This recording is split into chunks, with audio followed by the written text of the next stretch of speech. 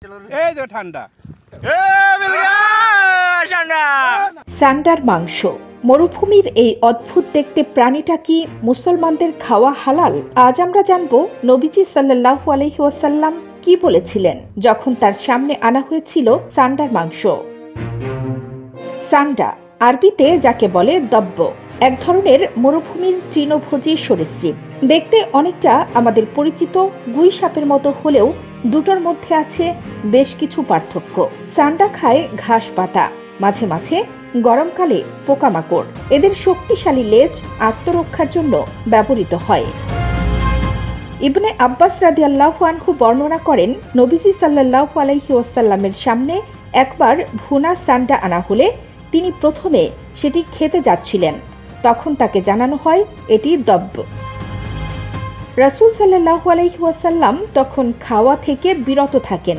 তিনি বলেন, এটা আমাদের এলাকার খাদ্য নয়, তাই আমি আগ্রহ বোধ করি না। সহিহ বুখারী 5537 এবং সহিহ মুসলিম 1944 নম্বর হাদিস। তবে খালিদ বিন ওয়ালিদ রাদিয়াল্লাহু আনহু নবীজির সামনে বসেই তা খান। রাসূল সাল্লাল্লাহু আলাইহি ওয়াসাল্লাম তাকে নিষেধ করেননি। ইমাম শাফিঈ, ইমাম আহমদ ইবনে হাম্বল এবং ইমাম মালিক রহমাতুল্লাহি আলাইহি বলেন, সান্ডা খাওয়া হালাল, কারণ নবীজি সাল্লাল্লাহু আলাইহি ওয়াসাল্লাম নিজে না খেলেও তা হারাম বলেননি। তবে হানাফি মাযহাব অনুসারে সান্ডা খাওয়া মাকরুহে তাহরিমি, অর্থাৎ খাওয়া অনুচিত, কারণ তারা একে অপবিত্র প্রাণীর অন্তর্ভুক্ত মনে করেন। তারা আরো বলেন, এই হাদিসগুলো সূরা আরাফের 157 নম্বর আয়াত নাজিল হওয়ার আগের ঘটনা হতে পারে, যেখানে বলা হয়েছে তিনি তাদের জন্য অপবিত্র বস্তুসমূহ হারাম করেছেন।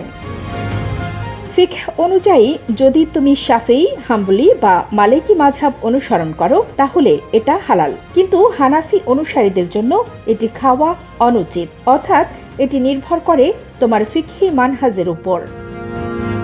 আপনি কোন মতকে অনুসরণ করেন কমেন্টে জানাতে ভুলবেন না। ভিডিওটি ভালো লাগলে লাইক দিন, বন্ধুদের সঙ্গে শেয়ার করুন এবং ইসলামিক কন্টেন্ট পেতে সাবস্ক্রাইব করুন খবর সংযোগ ফেসবুক পেজ এবং ইউটিউব চ্যানেল। কানিজ ফাতেমা নিপা, খবর সংযোগ।